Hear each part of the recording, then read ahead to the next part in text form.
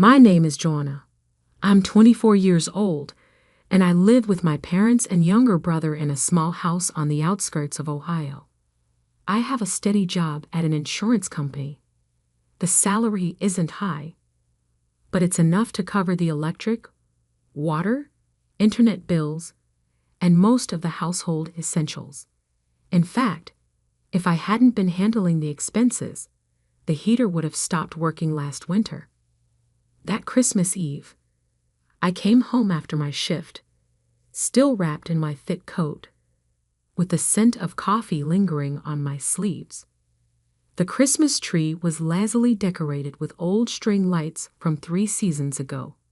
My mother, Diane, was setting down a plate of ham on the table. My father, Harold, was already sitting at the head of the table, holding a wine glass, staring at the ceiling light as if it held the answers to his life. Dinner started in a heavy, awkward silence, broken only by the clinking of silverware and a faint Christmas song playing from the kitchen radio. I scooped some mashed potatoes onto my plate and smiled at my brother. Tyler, he's 17 this year. When my father suddenly slammed his knife down on the table, the sharp sound made me jump. "Joanna," he said, locking eyes with me. "You're a burden and you can't live here anymore." I thought I misheard him. I froze while my mother let out a dry, almost panicked laugh like she was trying to pretend it was just a bad joke.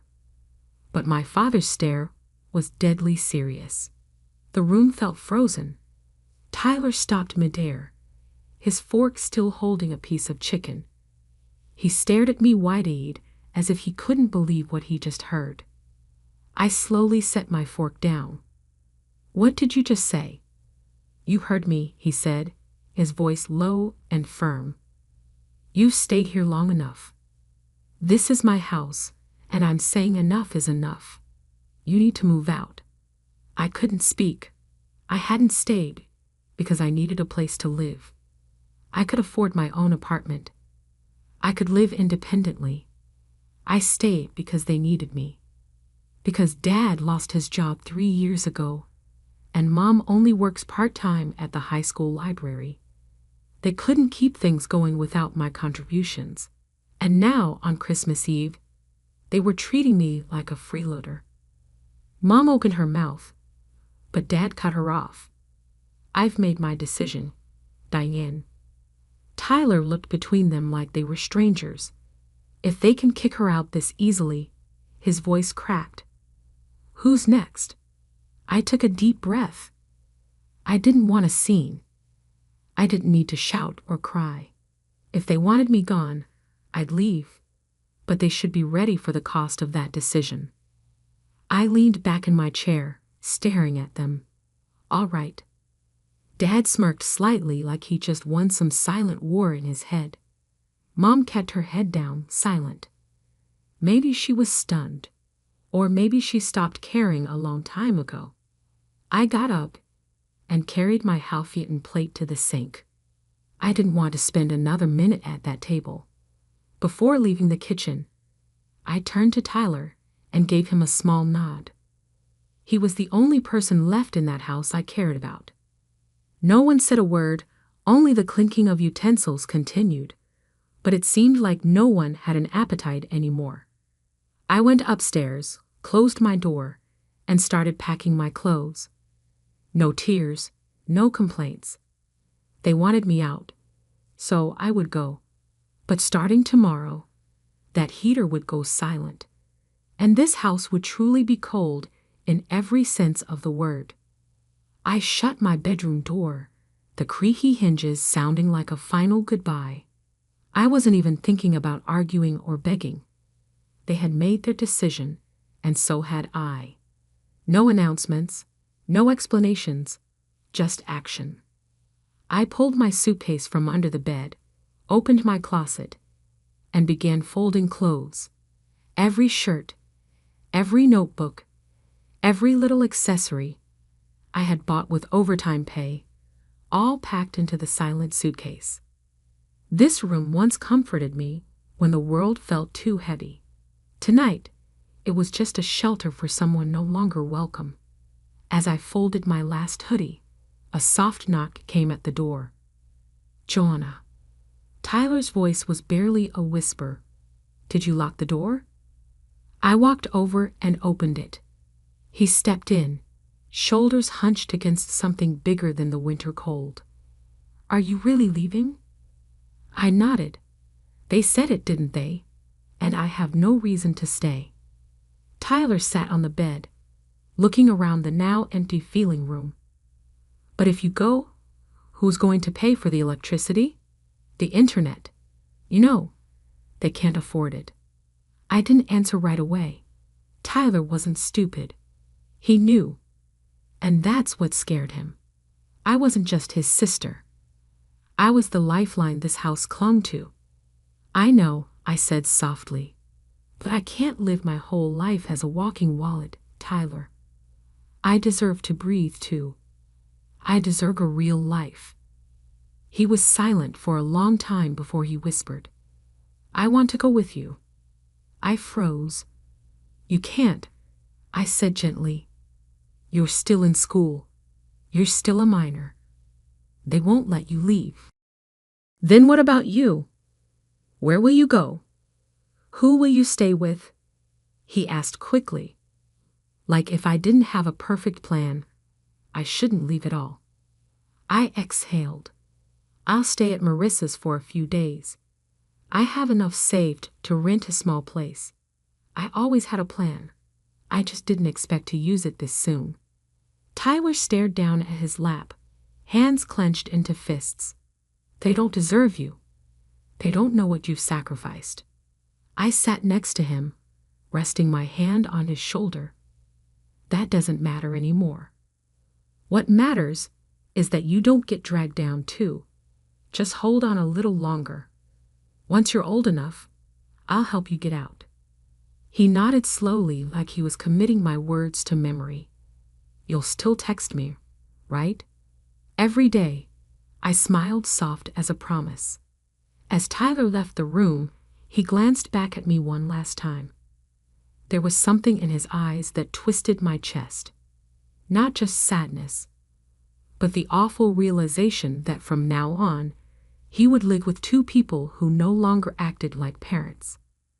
I continued packing, checking every drawer and corner to make sure I didn't leave anything important behind. By the time I placed my suitcase by the door, it was nearly midnight.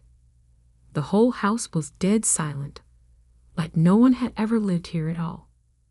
I pulled out my phone, logged into all the bill accounts, and started removing my banking information from each one. Electricity, internet, water, the secondary credit card I had opened for Mom. I closed them all in less than 10 minutes. No warnings, no explanations, because I had been warning them with my presence for 4 years, and they never listened. As I wheeled my suitcase down the stairs, I saw the living room light glowing through the crack under the door, but no one came to see me off. No one called my name. No apology. I could even hear the TV still playing. They were watching their Christmas program as if nothing had happened. I opened the door without looking back. The freezing wind hit my face like a slap, but I didn't shiver. I just felt free. For the first time in years, I loaded my suitcase into the trunk, slid into the driver's seat, and closed the door. As my hands tightened on the steering wheel, I knew one thing for sure. My life would no longer be dictated by anyone else. And this Christmas night was the beginning of the life I truly deserved. I drove away from the street that had imprisoned me in suffering for far too long. That Christmas Eve, there was no snow, but inside, I was frozen. Not from the weather, but from awakening. I used to think I was helping a family, but now I knew I was only enabling their dependence and ingratitude. I arrived at Marissa's place close to midnight. She was a close colleague of mine, living in a 2-bedroom apartment just a 10-minute drive from our office. When she saw me standing at her door with a suitcase and dark circles under my eyes, Marissa didn't ask many questions. She simply opened her arms and pulled me into a tight hug. "Stay as long as you need," she said, then led me into the living room where I would sleep for the next few weeks. The next morning, as the sun rose above the rows of old brick houses, I sat at Marissa's small wooden table, opened my laptop, and began my silent retaliation. I logged into the utility payment portal. Under the account section, my name was still listed as the responsible party. I clicked remove. A pop-up appeared. "Are you sure you want to leave this account? After removal, bills will no longer be automatically paid." I confirmed. Then came the internet bill, water, gas, and even the Amazon Prime account my mother used to stream movies every night. I removed my credit card information from every system. For them, my support had become an entitlement. Now they would finally understand the value of what they had taken for granted. I leaned back in the chair and exhaled, not out of satisfaction, but because for the first time in years, I had done something purely for myself. No more bills to pay. No more being financially exploited under the name of family duty. The next few days passed in rare peace. I went to work on time, had dinner with Marissa, and read before bed. Her small apartment was simple but warm, and more importantly, nobody yelled at me for wanting a life of my own. But that peace didn't last long. On Wednesday afternoon, while I was organizing files at the office, my phone buzzed nonstop in my pocket. 5 missed calls from Mom, 2 from Dad, and 1 text from Tyler. The power's been shut off. Dad screaming all over the house. I didn't reply. Not because I didn't care, but because I had cared too much for too long. An hour later, another message came from Mom. "Joanna, what's going on? The internet's down. The TV won't turn on. And your dad's furious. What did you do?" I read the message without a shred of guilt. They wanted me gone. They shouldn't expect me to keep funding the home that no longer had a place for me. That night, while Marissa and I were making a simple dinner, the phone rang again. I wasn't going to answer, but instinct told me to pick up. "Joanna, I don't know what's happening. The power's out. The bills haven't been paid, and we can't even watch Netflix anymore." Mom's voice trembled, full of fear and confusion. "Who do you think has been paying for all that the past 4 years?" I asked calmly. Silence. Then Mom's voice, soft, almost guilty. "You. But your father thought." "Exactly." I cut her off. "You believed what Dad said. Now both of you need to live with your choices." I hung up. At the time, I thought it was over. I assumed once the services were shut off, they'd adjust. But I had underestimated Dad's dependence and pride. The next day, I got an email from the bank. Alert. Suspicious login attempt from an unfamiliar device. I checked immediately. 3 failed login attempts followed by a password reset request. My heart sank. One name came to mind. Dad. I called Tyler. His voice was low and tense. "Joanna, I think Dad's trying to get into your bank account."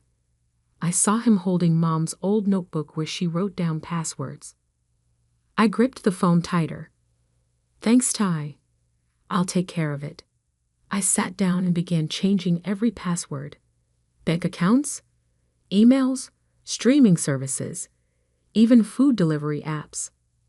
Layer after layer of security went up, a silent message. I was no longer the obedient daughter they could control.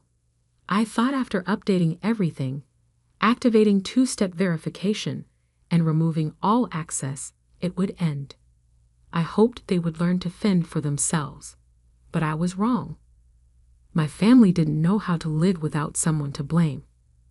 And without me to target, they spiraled. 3 days after I left, Tyler texted during my shift. Internet got cut off this morning. Last night, Mom had to cook on the gas stove because the microwave's dead. This morning, Dad punched the fuse box. I didn't reply. I simply put my phone down and took a deep breath. I knew that house was sinking into chaos, and I knew this was just the beginning. That night, leaving the office, I saw 6 missed calls from Mom. By the 7th, I picked up. Her voice was hoarse, crying, confused, and furious. "Joanna, what have you done? The house is dark. No TV, no hot water. Your dad's losing it. What did you do?" I answered calmly. "I only turned off what I was paying for. From now on, you can take care of yourselves, right? You can't do this," Mom shrieked. "This is your home."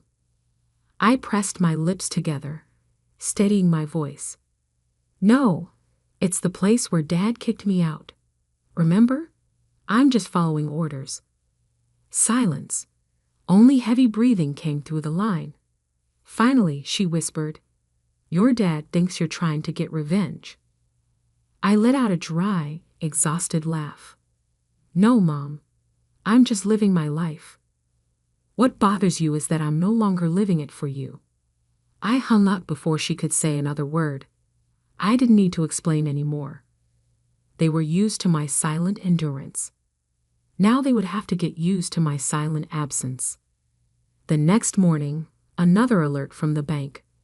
Suspicious login attempt. Possible fraud. Blocked. I didn't have to wonder.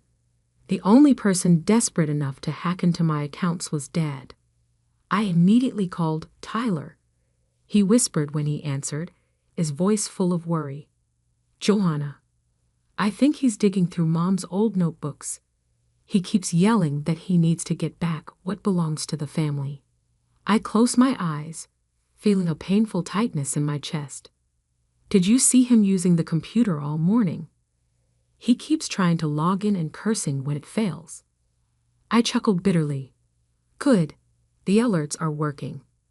"Joanna," Tyler said slowly, "he's starting to say weird stuff like that girl thinks she's won, and I'll make her regret it." I'm a little scared. I gripped the phone. "If anything strange happens, lock the doors and call me immediately." Got it. Got it. I'll keep my phone with me all night." I hung up, went back to my bank account, increased the security level, and blocked all foreign devices. I changed the password again, this time 16 characters long, packed with special symbols, and linked everything to fingerprint verification. No more loopholes. That night, I didn't sleep well. Annoying unease sat heavy in my chest, a feeling that this wasn't over, and I was right. The next morning, just as I stepped out of the bathroom, Marissa called out from the living room, "Joanna, someone's banging on the door." I rushed out, hair still wet, and saw her tense face. "Who is it?" "Not sure, but he's pounding hard." I crept to the peephole. My heart dropped. It was my father. He stood in the hallway, fists hammering the door, eyes bloodshot, voice echoing, "Joanna, open up. You think you can just walk away?" Marissa looked at me, panicked. "Are you calling the police?" I nodded, already dialing 911. As the call connected, I stared at the shadow pounding outside and thought, "You pushed me out of your house. You don't get to force your way into my life now." I pressed the phone to my ear as Dad kept slamming against the door, shouting, "Joanna, you think you're so righteous? You think leaving solves anything?" Marissa stood trembling behind me, clutching the door key, but frozen in place. I nodded reassuringly. then turned back to the phone. Yes, he's my father. But he's threatening me and trying to break into my friend's apartment. The dispatcher stayed calm. Officers are on the way. Stay inside and do not open the door. They'll arrive within 3 minutes. I hung up, my heart pounding, but my hands steady on the lock. Through the peephole, I saw Dad pacing the hall, muttering, shouting, hammering the door. Ungrateful. After everything I did for you. The sound of sirens pierced the air. As red lights flashed down the stairwell, I heard the heavy steps of officers running up. One knocked gently on the door. Police, open up. Stay calm. I opened the door and stepped aside. The police officers entered, speaking firmly to my father. Sir, you are disturbing the residents and causing a public disturbance. We need you to leave immediately. My father turned to them, his face flushed red. She's my daughter. I have the right to talk to her. One officer kept his tone calm. Not like this, sir. Your daughter called us because she felt threatened. If you don't leave immediately, we will have to act according to the law. I'm not going anywhere, he roared, suddenly lunging toward me as if trying to force me to listen. I stepped back, my palms clenched, feeling my heart pounding wildly in my chest. Immediately, the 2 officers restrained him. Sir, please maintain your distance. She owes me. She has no right to treat me like this. He shouted, his voice twisted in rage. I'm her father. I have rights. That sentence, I have rights, echoed in my mind like the final blow. For years, he had used those exact words to impose, control, and manipulate. But today, I was no longer the 17-year-old girl cowering at the dinner table, afraid of his next outburst. I owe you nothing, I said clearly, locking eyes with him. You chose to push me out of this family, and now you will have to live with that choice. The officers placed their hands on his shoulders, instructing him to turn around. As the cold handcuffs clicked shut, I saw the look in his eyes. No longer that of a father, but of a man who had lost control. Joanna, you will regret this, he hissed. You will pay for betraying your family. I said nothing. I just stood there watching him being led away, his furious shouting echoing down the long hallway. When the door finally closed, Marissa stepped closer. Are you okay? I nodded, though my throat was tight. I'm okay. I just didn't think it would come to this. That night, I walked home past the little bakery where the owner remembered my favorite pastry after just one visit. I picked up a slice of cinnamon apple pie, then strolled down the short street to my apartment. The late spring breeze carried hints of flowers and soft acoustic music from the cafe on the corner. I opened the door, flipped on the lights, and the room filled with peace. No phone ringing with demands, no emails marked urgent, no one blaming me for changing. I sat on the floor beside my new bookshelf, where I'd neatly stored the old letters in a tin box. I didn't burn them, didn't throw them out. I kept them the way people keep relics, not to remember but to never return. I used to think freedom meant being accepted by family. Now I know true freedom is walking away from people who only call you family when they need saving. I no longer live to please others. I live to feel peace when I rest my head each night, without any unsaid apologies or unpaid debts. I live to laugh loudly when I want, cry quietly when I need, and breathe deep and long without fearing abandonment. I live not to prove anything anymore. I live because I deserve to fully. And if you ask whether I regret it, I say I only regret not letting go sooner.